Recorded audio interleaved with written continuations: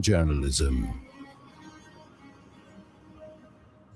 Exactly 15 minutes past 9 Central African time, and we're going to be going to our international news feature because just a few weeks ago, there was, shall we say, cautious optimism that diplomacy between the United States of America and Iran might prevent a wider regional war in the Middle East. But today, those hopes appear to be fading away rapidly. The United States has reimposed its naval blockade on Iranian ports, so they say, saying it is responding to repeated Iranian attacks on commercial shipping in the Strait of Hormuz. At the same time, American forces have launched fresh attacks on Iranian military infrastructure. This all while Iran has retaliated with missile and drone attacks targeting U.S. military facilities in Bahrain, Kuwait, and Jordan. And yeah, it's a conflict that is increasingly pulling, I think, the Gulf states into a very, very precarious position and threatening one of the world's busiest energy corridors and raising fears of another oil shock that could be felt from here in Johannesburg to Tokyo. The Strait of Hormuz, I think we all know by now, handles roughly a fifth of the world's seaborne oil trade, making every escalation a matter of global concern. So, how dangerous is this moment? Are we witnessing a carefully calibrated military pressure or the early stages of a much wider regional conflict? Or are we at something that might resemble a Cold War of some sort between Iran and the United States of America? Going to be interesting. Joining us now is a Middle East scholar and analyst, Dr. Alsayegh, who's been very, very important when it comes to giving us, I think, a feel of what's happening out in the Middle East when all of this is happening, and is joining us via our virtual platform. Doc, thank you so much for joining us. Assalamu alaikum. Really appreciate you joining us once again. Walaikum salam, Sulailo. Great to be here again. No, pleasure's all ours. I want us to jump right into it and maybe begin with the latest developments. The U.S. says it has reinstated its naval blockade on Iranian ports. What exactly has changed over the past couple of days from your perspective? What do you think prompted the United States of America to once again bring us back to where we were just after the 20th of February earlier this year? So when we look at the MOU, Article 5 of the MOU talks about how within the 60-day period, Iran is meant to be the one that's administering and facilitating passage through the Strait of Hormuz. However, the United States, given that they signed this, and many analysts call this a surrender document, I call this a postponement document, to be honest, because it seems like the United States signed a document that they did not agree with. And what that did is it limited the amount of hostilities. Of course, there were attacks every once in a while, but it wasn't to the point of what we're seeing today, which I think resembles all-out war once again. What the United States has tried to do is bypass the Strait of Hormuz by telling ships to go through Omani waterways, which obviously still pass through the Strait of Hormuz. Iran saw this as a direct violation of Article 5 of the Memorandum of Understanding. And so it started to warn the ships until they saw that the ships passing through are essentially a threat against the authority of Iran in terms of maintaining their control over the Strait of Hormuz. So they started to attack the ships. In response, the US did not want Iran to feel very comfortable doing this. So they attacked Iran. And then we entered into the escalation trap, where each country is now targeting the other and cannot de-escalate without losing face. And now it's really just becoming a world of its own. Not even Donald Trump, who is an expert at changing course, can really change course as we speak right now. So things seem to be going worse by the second, really. Very, very concerning state of affairs there. But I want to come to what could potentially be the strategic objective here from the US point of view? Is the blockade designed to weaken Iran economically? Is it designed to force Iran back to negotiations, or I don't know, prepare for a broader military campaign? There were talks of even a ground invasion from some circles of the United States. What's the strategic objective? What's the end game? That's a great question, Salelo. And when we look at the blockade, I think this is, a failed attempt by Donald Trump to put added pressure on Iran. We know that the blockade didn't really do much to pressure Iran to come to the negotiation table. If anything, the Iranian closure of the strait is far more effective than Trump's blockade. I'm not sure. We have some idea of who is advising Donald Trump, but clearly the person advising Donald Trump either doesn't know what he's talking about or is intentionally getting Trump deeper into this hole, which inevitably is not within the interest of the United States. That's number one. Number two, in terms of the ongoing strikes, and these strikes have been going on even during the ceasefire period, and they are really mostly concentrated on the lands that are near the Strait of Hormuz, particularly the islands as well. And when you look at the targets that they are striking, we're talking about military posts, ports. We're also looking at places that have radars, even a desalination plant recently in one of the islands. I think that they're one of the main ways we can explain this is that they are gradually trying to wrest control from Iran, weaken these very key positions that help them maintain their control over the Strait of Hormuz, preparing for limited ground invasions of these areas. That's how I'm reading the situation at the moment. The other explanation is that, and these are not necessarily mutually exclusive, Mm, that the United States is attacking these places within Iran around the Strait of Hormuz in order to pressure Iran to come back to the negotiation table and give them more favorable terms, which I think by now, with anyone with a rational mind and not the psychopathic mindset of Donald Trump, will understand that it's really difficult to break the will of a people that are fighting for survival. mm. And Donald Trump should know this by now. But for one reason or the other, it's really hasn't settled in his head that this is a failed policy. Mm, mm, mm. I want to talk about Iran's response here. Iran has retaliated by, I think, what was expected of them because they've been doing this since the war began, targeting U.S. bases. I think Bahrain, Kuwait, and Jordan, or some of the latest attacks. Does this kind of approach from Iran risk widening the conflict, or is the pressure to provoke some of these Middle Eastern countries into pressuring Trump working this strategy, and how is it all viewed in the wider Middle East? So I take two different approaches to answering this question. Number one, yes, when it comes to Iran striking other Gulf countries, we're seeing them not only strike military posts connected in some way, shape, or form to the US, not necessarily connected to the attacks on Iran, which is also another problematic issue.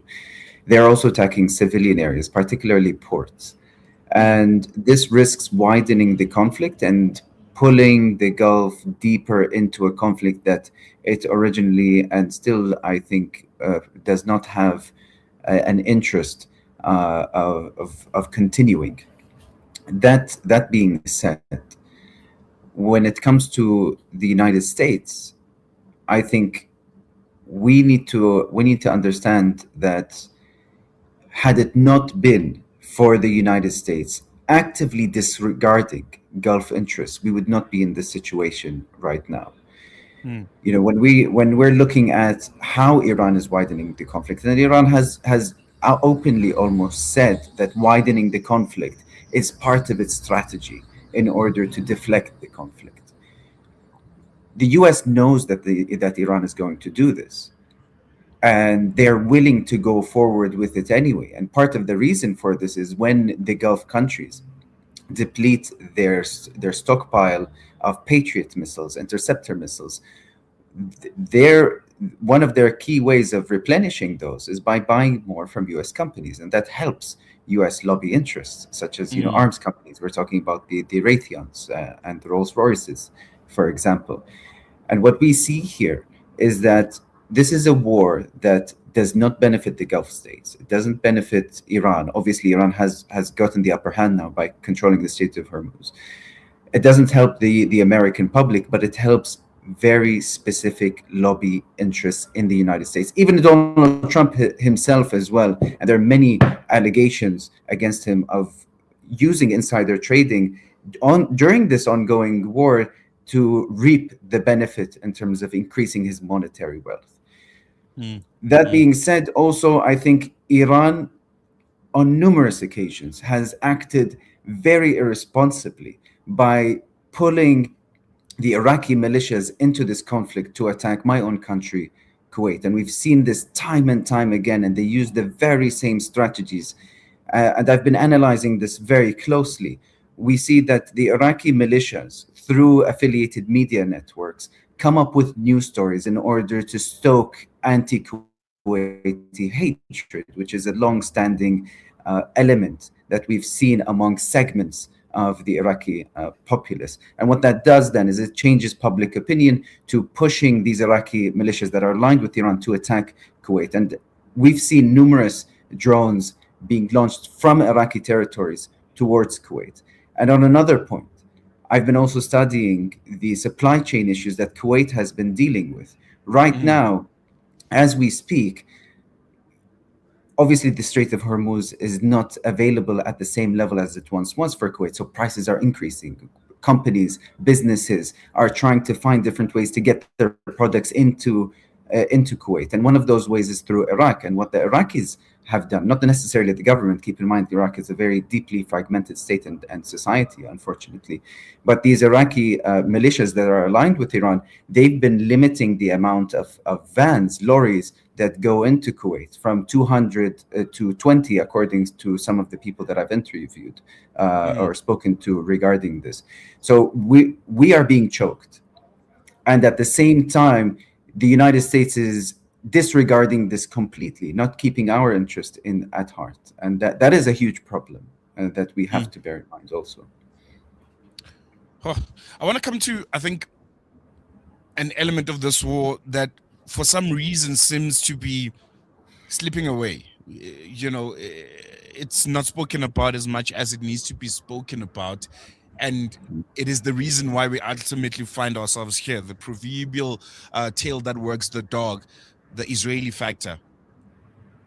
Why are suddenly we're not talking about them and the impact that they've had on this war, and what's happening in the southern parts of Lebanon, which I think some people even assume is the reason why we're back to where we are, because one of the demands that Iran made for a complete ceasefire was the fact that it comes full circle. It comes with Israel backing out rather of the southern part of Lebanon. They haven't done that, and some people believe, well, that's one of the major reasons, amongst others. Obviously, the United States of America, obviously not, coming into the negotiations in full faith. At least that's what Iran believes, that they're not negotiating in good faith. Another one could be the conversations around Iran's nuclear ambitions, but one aspect which is not spoken about enough is Israel. From your perspective, where are they in the broader conversation around this war, and why are they not featured as much when we look at actions and the conversations that are being had on why we ultimately find ourselves returning where we are? I think when we look at Israel, they have been featured regularly. However, over the past week or two, we've seen them almost take a backseat role in terms of the media discussions. Of course, Mm, they have played a massive and a primary role, I would argue, in making this war happen in the first place. They have constantly tried to hijack negotiations by attacking Lebanon. When it comes to the MOU, they kept on striking the Dahiya region in Beirut, which caused Iran, Iran reacted by attacking Israel, which threatened the whole negotiation process. I would clarify that Iran rhetorically says that Israel should leave the south of Lebanon, but clearly that was not a precondition for them to agree to a ceasefire. But they said that the red line is essentially the Dahiya region in Beirut. If they attack the Dahiya region, that is when the negotiations go into the bin. But at the moment, what we see increasingly is that there are a lot of media reports and analysts talking about how Donald Trump has finally been able to no longer listen to Netanyahu, and he got rid of the Netanyahu influence, etc. Netanyahu is visiting the United States, I think as we speak. So he still has some sort of say in what's happening. People may say that Donald Trump no longer listens to Netanyahu as he once was, but the fact of the matter is, Netanyahu has already won by getting the United States into the escalation trap, getting the United States into this war that they can't get out of, because it is really like a world of its own. That was Israel's role. Israel's role was to get the United States into this war and then take a step back, because they know they don't necessarily need to do more than a little bit of proactive hijacking to get the United States stuck in what looks like, it could be a forever war. Lastly, before I let you go, Doc, just looking ahead and just quickly in the next things that we need to look out for. Sorry? I'm just saying, just before I let you go, just quickly in the next couple of days, what would you say are some of the key developments that the world needs to look out for regarding this war? I think we need to take a closer look at where the United States is striking the targets that they're attacking in Iran. That is going to give us, and also the Iranian reaction. So are they trying to find a way to de-escalate, or are they using the strategy of escalating the escalation?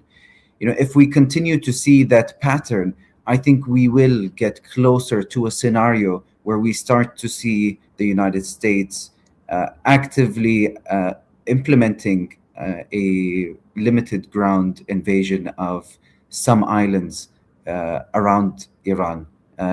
But not mainland Iran yet, I think. But definitely they are strategizing right now to see how they can engage in a ground invasion of some of the islands in Iran, or conducting limited ground operations, which I think is a massive escalation. So we need to keep a lookout for those patterns to see if this will unfold or not.